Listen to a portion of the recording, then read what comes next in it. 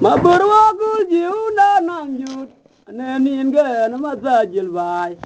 kul bi u nang juren po jar ji pin bi cha ba ke me da ji ba ge pin cha chut ko ga ai ror ge i to na ma ko ai ga ker ga i le la chu cha mu ko bai kwa chu ga ji ka i bai ge dai ma burwa di era na dan tu ga duo kien ge dan de ku lo mo ra det warin ya na ro ge kul jut che nge ge lu nu er ye un loy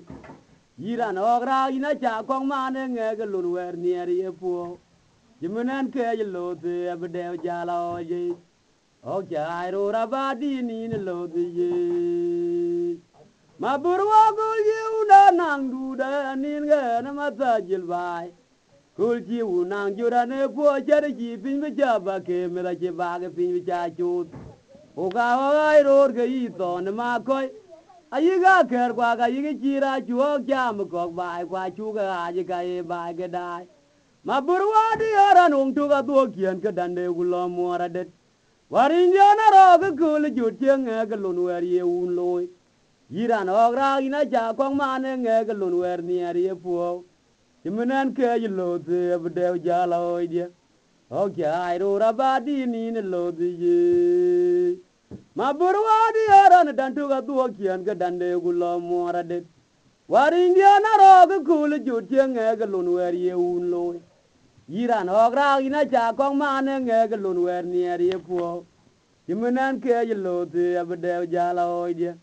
o kya ai ro rabadi ni ne lo di ye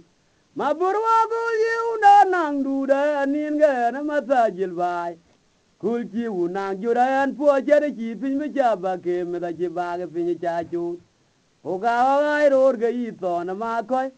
ai ga ker ga yi chi ra chu kya mu ko ke kwa chu ga ji ga e ba ke dai ma burwa di ara na dan tu ga duo kien ke dan de gu lo mo ra det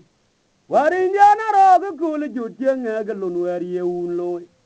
yiran ogra ina cha kong mane nge ga lun wer ni er ye po Jimunen ke ye lote abde jala oidie o kya ai ro rabadi ni ne lodi ye ma burwa di ara nung tu ga duo kien ke dande gulo mo ra dit